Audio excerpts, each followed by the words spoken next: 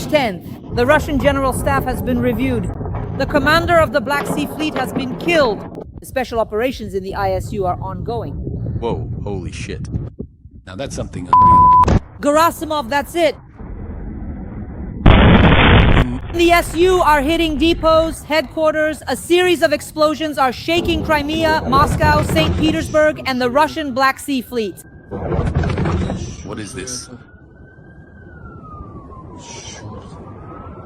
Boom bada boom, boom bada boom, boom bada boom.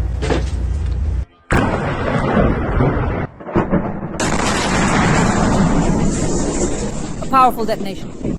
The headquarters where Russian FSB officers are based has been blown up. All have been eliminated. Yeah, just fuck it.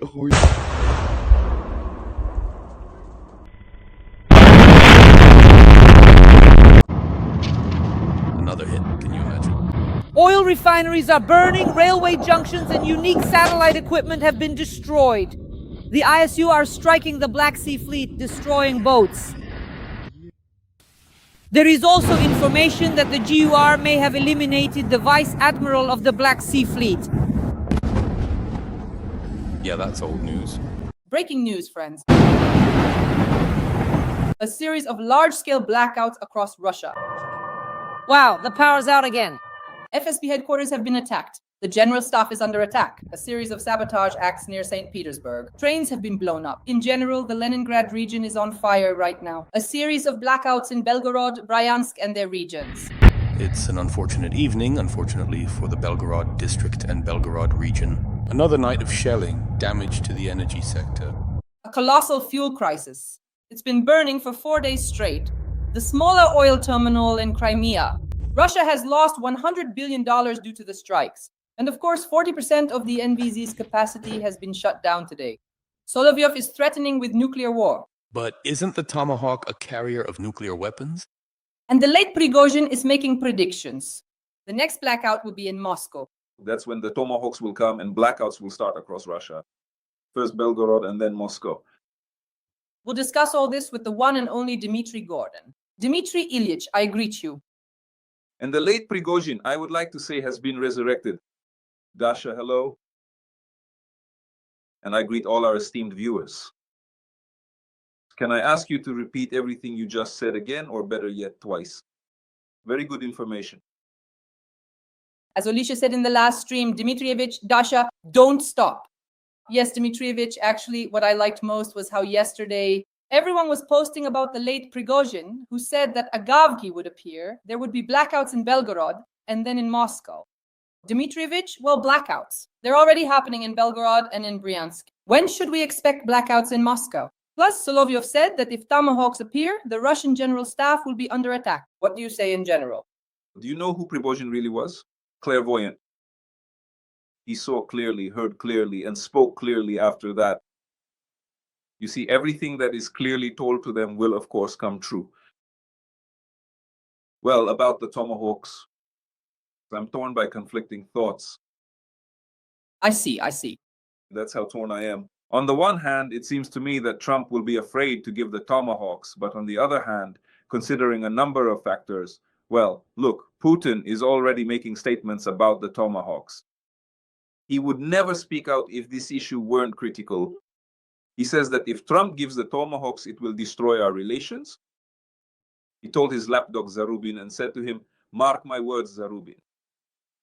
So if Putin is saying this, and if Peskov is talking about it, and if Solovyov is talking about it, then it means it's in the air. And here's my second thought, that this really could happen. Trump will give us Tomahawks. A question right away. Are they launched from submarines or from airplanes? You see? They are launched from submarines and from sea-based platforms. Yes, and from ground-based platforms as well. Yes. Well, we don't have any of those, neither the first, nor the second, nor the third for launching. So does that mean the Americans would be launching them from their own carriers? That's my question here. And of course, this will cross out all the red lines and will only create brown lines for Putin. And as for that, Dmitry Ilyich, I heard that there are also ground-based launchers, Typhoon and Typhoon, but there are very few of them, Dmitry Ilyich. There are very few of them. And they are the newest from 2023 or something like that. And The Americans fundamentally do not transfer all the latest technologies to us because they are afraid that they could be captured by the Russians. Well, unless they are self-destructing, meaning you can't blow them up from America before they could theoretically fall into Russian hands. But Putin already has brown streaks visible on his underwear. They're a very brown color and already smell bad. So I think that's my conclusion. Trump may not be planning to transfer Tomahawks, but by doing this, he's sending a message to Putin. Look, asshole, I'm trying to deal with you like a human being. Well, I've given you this and that, Alaska and whatever else, everything, and you don't know how to behave. Is this how you show gratitude to me? You're rude. You've totally lost it. You're doing whatever you want, and you have no intention of ending the war. But I need you to end it. Well, if you're going to behave so badly, just watch what I can do next. And he demonstrates his capabilities. It's hard to say whether this will stop Putin. But if Putin doesn't stop after the show of force, that's when Trump might slam his fist on the table. We'll see. Putin is out of his mind. And by the age of 73, after a life wasted in vain, this madness is only getting worse. Well, I always say he's got a screw loose, and Ukraine is the splinter, a thorn in his side. Let it all go to hell. Let everything be damned. Even if it gets worse for me, but I have to conquer it. I have to win. Otherwise, I'm not myself, and I'll sacrifice everything, and everyone else too. As long as I get it done and prove to everyone that I am great, Putin, a sick man, mentally ill. Of course, all those military men sitting there, as you said, with grim faces, carefully chewing their food. Do you know what it's called in the army when people go to have breakfast, lunch, and dinner? Mealtime? When during mealtime they sit and listen to his speeches, Putin's speeches, I think, of course, they understand that this is a dead end, that nothing will come of it. But they are his accomplices, not only in terms of the crimes committed, but also in making money. It's all a mafia that gets richer every day. Why don't the military rise up against Putin? What would they rise up for? Every day they're making a big profit. It's all a mafia, a real mafia led by a boss who, unlike those they send to be ground into meat, those people got their pittance, went off and died. But these guys, every day, they get richer because of the war. So for them, every extra day of war is a win. They must surely be thinking about their future lives. What comes next? Will they be hanged? Will they be brought before the Hague Tribunal? Or what will even happen to them? And will their honestly stolen money be taken away from them? How will it all turn out? What awaits them? They can't help but think about it. They understand that they've gone against everything. Against the whole world, against morality, against ethics, against the rules. They are outside the law. All of them are outside the law. And they understand this very well. There are no fools among them. And even if there are very few. They know they have no future. And of course, it's an agonizing struggle. On the one hand, they're getting loads and loads of money every day. But on the other hand, the lack of a future and anxious thoughts, sadness. Well, listen, he is a complete maniac with these delusional ideas, ancient czars, golden crosses, massive domes, and grand mausoleums that make no sense. Someone who is truly a schizophrenic, to be perfectly honest with you, a pure schizophrenic. He would give absolutely everything he has for each and every one. Basically, a straitjacket case. Look, schizophrenics are tying brooms, paranoids are drawing zeros, or whatever it is. Look, all of this is from Vysotsky.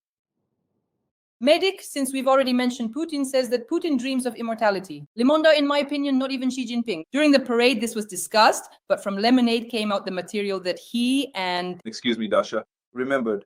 He was making fun of us. Well, you're crazy. What can you do? This is about Putin. Everyone thought that maybe he had a family, those two sons of his that the agency mentioned, the boys, Kabaiva, he was supposed to celebrate with his loved ones. That kind of family, these people aren't about family, they're about geopolitics, about geostrategy. The great geostrategist who has screwed up 354 times. Dmitry Ilyich, well, you and I know this topic, how they love to call each other, how he does it. Macron, I just called to say I love you. Putin called and so on. I just wanted to call you up to let you know that I love you so very much. What you just heard was a conversation between Macron and Putin, basically between Trump and Putin as well. So can these not... Not always, Dasha, not always. Not always, unfortunately. I wish I could be more realistic, but I'm a romantic. I want to see the world as better than it actually is. That's why, as Sofia Rotaru sang, romantics. I think it was the people of Belgorod who sang that, because I watched a video while preparing for our interview. There are two people with candles, Russians. At night, they wrote romantic. They have total romance, a total blackout. Dmitry Ilyich, can this... It increases the birth rate. As for the blackouts, in your opinion, how much will this affect Russians? Because today I was talking with Gennady Gudkov, and he told me, Dasha, none of this concerns Moscow. Nobody cares. Nobody cares. People will endure and keep enduring. I completely agree with him, completely. In my opinion, the work should be focused first and foremost and only on Moscow. Moscow must finally realize that the Russian government, headed by Putin, has unleashed a bloody, terrible, and violent war on them. And if it ever affects them directly, always, it is in capitals that uprisings, rebellions, and revolutions are born. But for now, they don't see that there is a war going on. Well, it doesn't concern them at all. Everything is just as it was before. There's gasoline. They say there's a gasoline shortage somewhere. I don't know. We have it. Everything is fine with us. When you don't feel it yourself, you don't understand the scale and magnitude. That's why I believe we need to work only with Moscow, and above all with Moscow. Medved, what can we do today? We have long-range drones, possibly even domestically produced missiles. Right now, everyone is talking about the Flamingo. Obviously, when it comes to Tomahawks, it's still just 3 dots. So here's what we're seeing right now. Russia has banned the export of petroleum products. It is buying gasoline from Belarus. Belarus has increased its gasoline exports to Russia 4-fold. Belarus? Yes.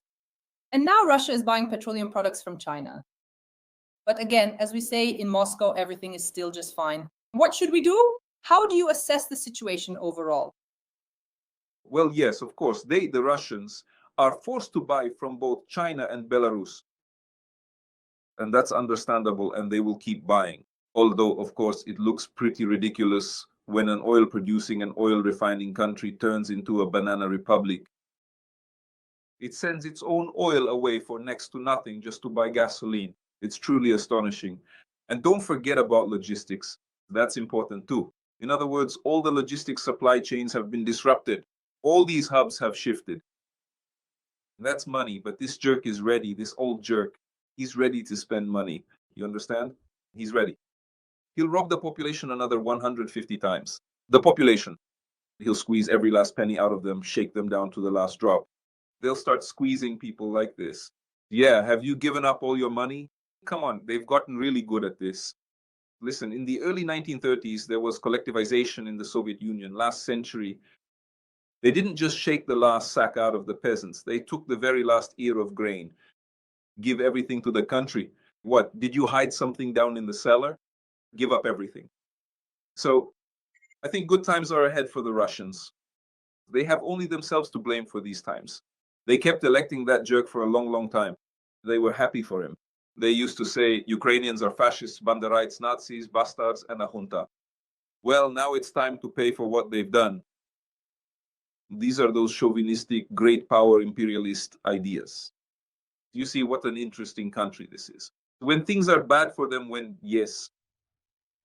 a barrel costs $8 or $9, when there's no money in the treasury and nothing to eat, they beg on their knees. The Americans send bush legs, and kind-hearted Americans send them over, saving the Soviet Union and Russia in particular from starvation. But when a barrel goes up to $100 or $142, yes, they get up off their knees, put on some weight, and start getting cocky. I'd even say totally out of line. And then they suddenly remember that, as it turns out, we have missiles, and we're actually the strongest. Then you can't just take down the Russians that easily. And God is with us, and the Holy Triune Rus, and all that set of soulful nonsense. And now they want to conquer. They've finally eaten again. And now they want to conquer even more. And what's this gay rope? And what are those Pindosi across the ocean? Why don't they live like we do? Let the whole world live like us, or else we'll turn the whole world to dust and everything will be our way. This is a terrifying country. Dmitry, yesterday Igor Lipsets told me that on Moscow websites, on Moscow Telegram channels, they're already posting polls. What to do if there's a blackout in Moscow? And he said that he reads all this with surprise. So Muscovites are already getting prepared, as I understand it. That's my opinion. I think that Moscow is very well prepared in terms of energy, in the sense that there are backup systems in case power stations are shut down. There are backup systems in place. I think they will do everything so that Muscovites don't feel the war. They will do everything. They'll pour any amount of money into it. They'll bring gasoline even from Venezuela if they have to, just so that Moscow lives as it did before. They'll keep doing this as long as they have the strength. But what will happen to Tuva or Dagestan? Yeah, who cares? Yeah, who cares what happens to those people? Nothing. They lived badly, so there's no point in getting used to anything better. Ukrainian armed forces landing operation in Crimea. This week, literally at the beginning, I'm sure you also covered this on your YouTube channel, a British media article came out saying that the Ukrainian armed forces are preparing a landing operation in Crimea to occupy the peninsula, strikes on oil refineries, strikes on airfields, and the most recent strike on occupied Crimea was a strike on the largest oil terminal. There is practically no gasoline, but the situation there is horrific. Dmitry Ilyich, in your opinion, how much does what the British media said correspond to the near future? Well, look, we talked about Moscow. Now let's talk about Crimea. Crimea, let me remind you, is Ukrainian territory. And if the Americans have any doubts about strikes on Russian territory, then when it comes to Ukrainian territory, they shouldn't have any doubts. After all, we can strike on our own territory. The same applies to Germany, to Merz and Taurus. Therefore, if I were to come to the conclusion that Moscow could rapidly and effectively bounce back from such a strike, or if I believe that it would be extraordinarily expensive and wouldn't lead to any significant political or social upheavals, then I would certainly choose to focus my efforts on Crimea instead. Comprehensively on Crimea. This is extremely important. So what do I mean? Of course, the Crimean bridge has no right to exist. What would I do? I would, of course, destroy the Crimean bridge. Moreover, this has political, economic, and military significance. This is just a jackpot, a royal flush. I would destroy it. And of course, I would destroy all the military and energy infrastructure in Crimea. Crimea must be in such a state that the Russians flee from it, just like they fled from Kherson. You see, that's exactly how it should be. In other words, prepare everything in such a way that it's better to run than to get encircled. Dmitry, as some well-known military experts say, let them swim freestyle, breaststroke, or dog paddle. Let them swim awkwardly. Yes, real racists, they were just feeling so cozy and at home there. So, Dmitry, regarding the occupied Crimea, what do you think? Everyone says that if you are going to deoccupy territories, Crimea is the easiest to deoccupy because you can blockade it, lay siege to it. Of course, I agree. That is, if you destroy the bridge and prevent supplies from reaching Crimea, then of course the Russians will run away. I mean, if you prevent all that military logistics from being delivered to Crimea, of course they'll run because it's elementary. You saw what happened in the Kiev region. They ran away. They came in, cut off their fuel supplies and all that military stuff. So what were they supposed to do? How could they go on? Of course, they ran back. That's why Crimea is perfect for this. But you have to take a comprehensive approach to the bridge. Everyone says there are two of the most protected sites on Russian territory and in the occupied territories. That's the Kerch Bridge and that's Moscow. Moscow! For whom do your bells toll? When will they toll, Dmitry? When will they finally toll? Since 2015, that melody has been my mobile phone ringtone. Moscow, for whom do your bells toll? Yeah, when will it finally happen? I mean, you heard that latest news, right? The priests from the Russian Orthodox Church, you know, the FSB ones, they're going around oil refineries and blessing them so there won't be any attacks on the refineries. I'm more interested not in the priests, but in the matushkas, priests' wives. I'm all about the matushka. Dmitry Ilyich, this is a topic I always discuss. I'm definitely not an economist, but every time I talk to economists, they always tell me, Dasha, Unfortunately, today, Russia is getting an index from China. So much money that it can keep waging this war for a very long time. And then they go on to give examples. The first is that at the Valdai Forum, Putin said he spends 8% of GDP on military actions. Everyone says it's much more, up to 10%. And then they say that, in fact, other countries that fought historical wars spent 30% of their GDP. But Putin is only spending 9 to 10%. How many more years can he keep spending 10%? The question is, the answer is a lot. Next, they say that at first some countries bought oil and gas from Russia, others from Saudi Arabia, but now they've switched.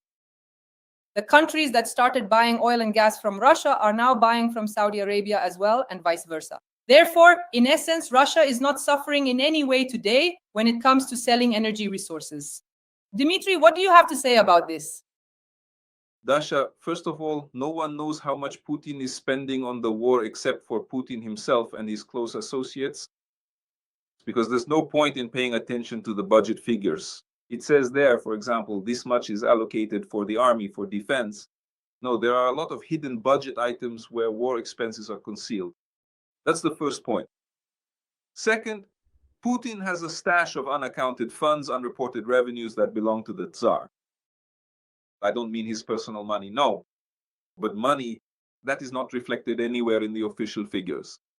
Well, who really knows how much oil he actually extracts, how much he sells to whom, and the same goes for gas and so on. Exactly what the prices are and what specific discounts are offered. It really is such a perfect situation. Area where you can move money around without reporting to anyone or explaining anything to anybody. That's why I think he definitely has enormous amounts of money. Yes. They're being spent on a massive scale. The money is going away. You see, look, I make it a point to periodically visit many different specialized units of our military, especially the very best ones, which are actively involved, among many other things, with the development and deployment of advanced missiles and drones. Yes. I am not just hearing about all of this through the news media or other reports. That I am actually right there on the ground seeing it for myself. Yes. So just imagine, I'm telling you what I see and what I understand. Just imagine, here is the front line. In front of me are huge screens, really massive, gigantic ones, and they show the entire front line with zooming in and out. I can see from the bunker where certain units are located, I can see what is happening on the front line. Our reconnaissance drones, Mavics, are hovering there, fully controlling everything. Their reconnaissance Mavics are hovering too, and they also have everything completely under control. A mouse runs by, they zoom in, and you can see it. A mouse runs by. Everything is visible. I mean, this kind of technology as well, it's fantastic. Robots, drone warfare in its purest form. Dasha, it's drone warfare, and you see it all in real time. The killing and destruction of equipment. So I'm sitting there at night, somewhere, let's say, and I'm watching. First of all, there are people with computers, a huge panel that's all computerized. And you see, first of all, what kind of people are there, for example? Now, many people think these are some kind of hardened soldiers, but that's not the case at all. If you met this person in civilian life, well, a nerd, a student, just a total nerd in glasses, and yet he's destroyed 500 tanks, taken out so many enemy personnel. You ask him, over 300 in a month, in a single month. I want to say that it's not just random, like I'll say 300, I'll say 500. No, everything is backed up by numbers, reports, constantly. So it's all concrete. Now imagine when everything is so visible, when even a hypothetical mouse, a Russian mouse appears, it's immediately destroyed. I see it myself. Everything gets destroyed right in front of me instantly before my eyes. But when you see this, you realize it's like this along the entire front line. You understand that the Russians can't get in anywhere anymore. We are not yet able to liberate our territory by military means. The Russians can't get in anywhere anymore. That is, theoretically, they can enter in small groups, and we see these groups. One person, two. So they are given a task. Look, here is the assembly point. We get there by different routes, different roads, trails. First of all, what does it mean to get there? Try crawling on your belly. When you're carrying 35 kilograms of combat gear and provisions, you need to have supplies. Try crawling when drones are sweeping everything. Just try it. Even if you manage to crawl and dig in somewhere. Well, let's say 20 of you managed to dig in there, for example. Well, I also witnessed an episode like that right in front of me at night. They relay the coordinates. There are 20 Russians in this house. Here are the coordinates. They tell me, watch now, this is going to be interesting. And right then, the firing starts. They drop a single drone on the whole house. The Russians fly out of the windows, all dead. That's it, the house is gone, the Russians are gone. 20 people, they barely managed to get there, and now they're gone. That's why today, capturing anything using infantry tactics, these sudden assaults, is impossible. That's why I insist, the war is at a stalemate. The West sees this perfectly well. They understand it completely. They go to the same places I do. Their representatives do too. They understand perfectly well the war is at a stalemate. What are the Russians hoping for, those idiots? They're hoping that we'll now knock out their energy infrastructure and that these people, left without light and heat, will flee and leave their cities to us. That's what they're hoping for. That same scoundrel Lozovoy, the murderer of Major Litvinenko, he's a GRU officer. He's been a State Duma deputy for a long time now. It was he who said how Kharkiv should be liberated. He says, why storm an entire city of 1.5 million? We need to destroy all the energy infrastructure there, wipe it out so that they're left without electricity, without heat, so that they flee to Western Ukraine by train, by car, by wagon, on foot, leaving Kharkiv to us, and then we'll move in. That's what they're hoping for. But of course, we won't let them do that. Let them protect Belgorod, Rostov, let them protect Bryansk, Kursk. They have something to protect. So that's why it's a dead end, Dasha, a dead end.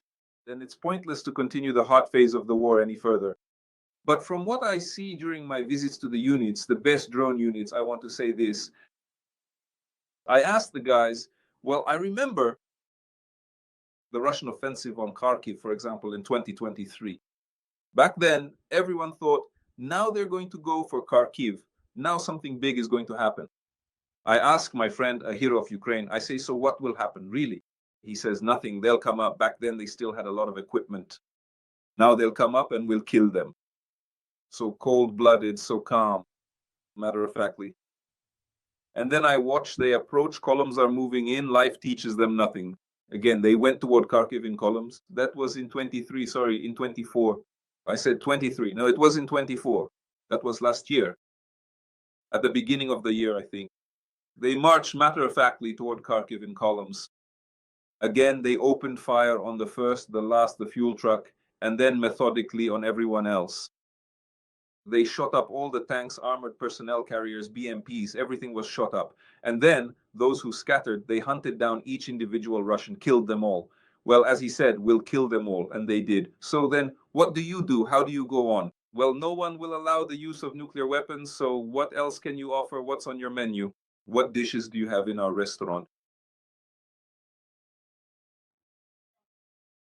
So it's a dead end. Putin's generals understand this, but every day they keep raking in the cash, so why would they want it to end? They need to drag it out. They're just stalling, you see? Stalling simply in hopes of making even more money. And they feed Putin fairy tales, telling him he himself spouts such nonsense, that old nonsense monger. Honestly, he's just a real jerk, he says. We're everywhere now, so as he puts it, basically, it's an attack. That's how we all are now. It's pure nonsense. But I see everything that's going on. Nonsense.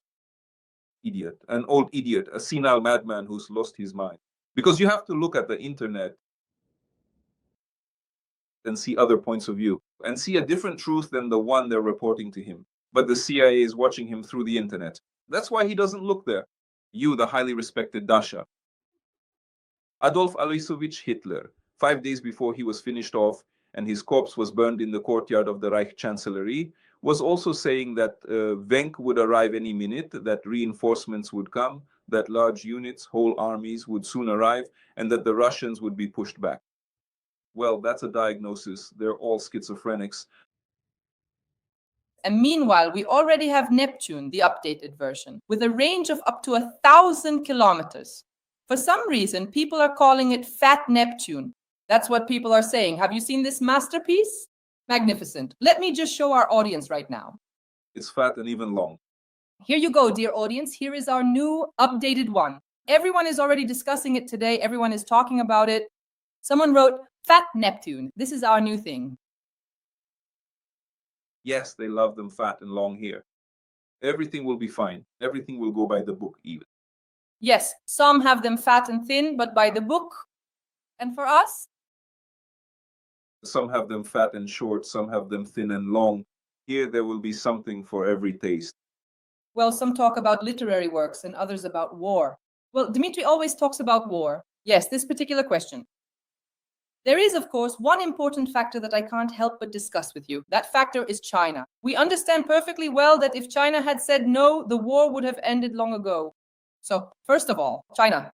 There is already information that Chinese reconnaissance drones or their technology were used to guide strikes on the territory of our country. In other words, they involved China. This is a horrifying situation. That is, China is already helping to guide missile strikes on the territory of our country. That's the first point. The second point... So, China's the spotter, right? Well, I already think about what should be done with China. Some experts are already saying, okay, let's send drones to China. I would be happy about that. I perfectly understand that this is an unrealistic scenario. But if it were possible to send drones to Chinese territory, however many thousands of kilometers they'd have to fly to attack their military, I don't know, their drone systems, it would be... That would be, yes, something impossible. There's not even any need to talk about it. Of course, it's impossible because China is a nuclear state. But after all, Russia is also a nuclear state. I just suddenly thought, Dmitry Ilyich, why can't this operation be carried out under a different flag? Sabotage. These are unidentified drones. China is helping Russia. It's horrible. No one is hiding it. But the Americans are helping Ukraine too. No one is hiding that either. But that's not a reason to attack America, nor a reason to attack China. That's just how it is. What can you do? It's just that technically the Americans and Europeans are cooler than China. That's why the help from our friends and partners is greater than the help from China and Russia. That also needs to be taken into account. But I've seen such developments, and let me tell you, it's breathtaking. If only we had a bit more money, we could produce all this on a large scale, but I think there won't be any stopping that either. No stopping.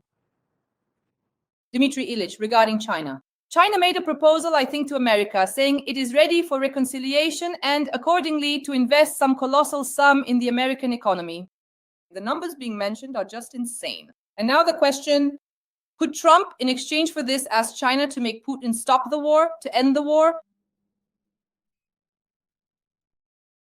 Not to enter the American market. Maybe America doesn't need China to invest in the American market. Maybe for America, it's competition. We don't know that. I mean, I'm not an expert in the American economy. Of course. I think all the arguments have already been presented by the Americans to China. But China isn't doing it. China has its own agenda. Abraham has his own agenda. So China has its own agenda. The Russians have theirs. Everyone has their own priorities. And Ukraine, caught between these agendas, is pursuing its own. What can you do? But surprises are possible. Look, wherever Trump is, there are always surprises. He's a cheerful person. It's always lively with him. He always gives, reasons for joy, for unexpected things. He really knows how to surprise, doesn't he? Now, Biden, he was boring. He didn't know how to surprise. Everything was very programmed, very clear and predictable. Here, it's a complete unpredictable frenzy. Yes, Dmitry, have you seen how Trump dances? He has such a famous dance. I think it's becoming... Handsome guy, dances well. Yes, it's incredible. I want you to watch it again. Tomahawks, and there will be blackouts across Russia.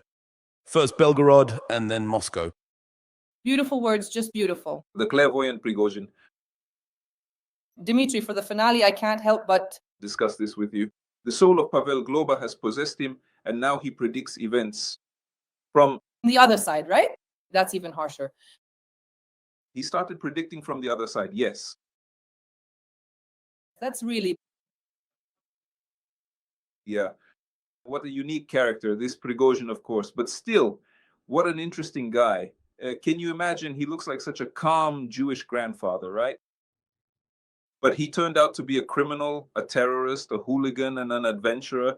And in the end, he turned his weapons against Putin. Well, it was all about the money, of course. The whole reason was money. There was no ideology involved. If you think he suddenly started to love or feel sorry for Ukraine, not at all. He just miscalculated, apparently. Plus, Shoigu and Gerasimov were plotting against him. So this old man rebelled and paid the price. Dmitry Ilyich, it's an amazing thing, but a person who has reached such a high level in Russia, a theoretical state, it's hard to call him a fool. No, he's not a fool. I Can't understand how he could have been deceived, or maybe someone from the Kremlin towers promised him support so that he would walk into certain death. So, I think he was simply deceived. As Putin says, they fooled the fool 4 times over. But he's not a fool, of course. He was deceived. That's what happened. First, they tricked him with Lukashenko's help, with guarantees. Then Putin, apparently, it's possible that Putin met with him. Not ruling that out. He said, Zhenya, everyone has forgotten. Let's start with a clean slate. But Zhenya relaxed and Putin gathered them all on the same plane. How long it took me to gather you all. He gathered them all. And that's it. And then he came out looking mournful. He said that fragments of grenades were found in the bodies of the dead. and there were narcotic substances. He always has that. Yes. Junkies in the city. Remember? Dmitry Ilyich, I have prepared 2 topics for you for the finale. You will, of course, say, Dasha, why are we discussing this? But I still insist. I will never tell you that you are different. Putin dreams of immortality. Le Monde. The Russian dictator has taken a serious interest in the issue of life extension. In recent years, funding for Russian anti-aging research projects has increased 6-fold. He deals with all of this. Maria Vorontsova. This is the first news, and the second sons of Putin and Kabayev live undercover. Their surname is Ivan Vladimirovich Peredonov. So, the 15th and 19th year of birth were shown in their photos. Dmitry Ilyich the first. Am I right in understanding that Putin wants to be immortal until his sons Vladimir and Ivan reach a mature age to become presidents, and then he hands over power to them? Am I correctly understanding the cycle of Putin's goals? Putin wants to be immortal for a different reason. He's stolen so much money. Well, he's already a trillionaire. But when is he going to use it? He's always working like a bee. He himself said he works like a galley slave. That's true. Well, listen, when is he supposed to enjoy life? The clock is ticking, the years are passing by. Young girls don't even look at him anymore, not even for money. When is he supposed to enjoy life? With that kind of money, you know? That's why he's thinking about living to 150. Yes, really, to pass on power to someone from your own family, your children, maybe your grandchildren, I don't know. And finally enjoy life. But I want to disappoint him. First of all, I've spoken with several leading professors, even academicians, about immortality and living to 150 years old. They say it's impossible. Replacing organs. Doing this on an industrial scale is impossible.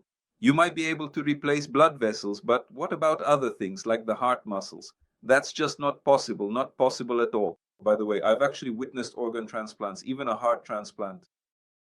I stood next to Boris Todurov, our great cardiac surgeon, at the operating table and filmed it. And he was commenting, he was holding a human heart in his hands. Right in front of me, they were cutting. Right in front of me, they were stitching. So I stood with him through the entire operation as they replaced the heart. But now I want to talk about something else. Yes. Do you know what I want to say? I was friends with the great Nikolai Mikhailovich Amosov. Nikolai Mikhailovich Amosov was not just a great cardiac surgeon, he was also a great thinker. He was a philosopher. The entire Soviet Union once devoured his books and listened to his lectures.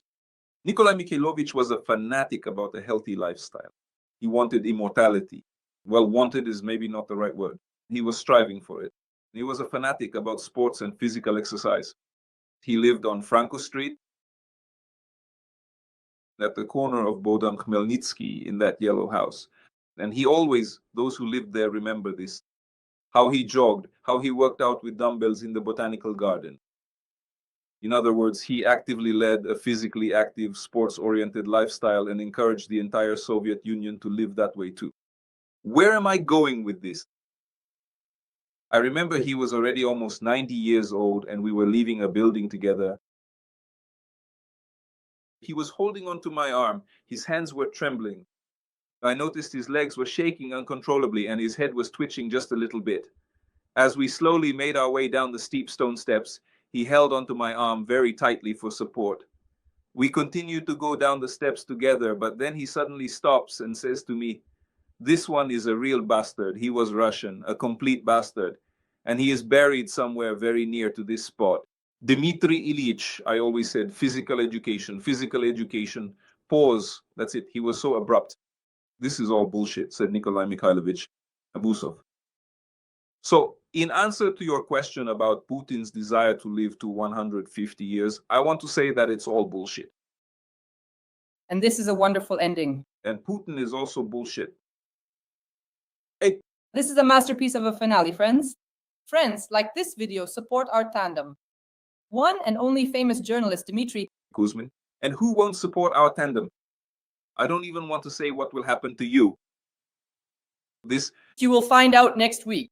It was, of course, a joke. It was not a joke. Dmitry Gordon Dmitrievich, thank you very much. It wasn't a joke. It was the last joke. Thanks a lot. See you soon, our dear viewers. Glory to Ukraine. Glory to the heroes.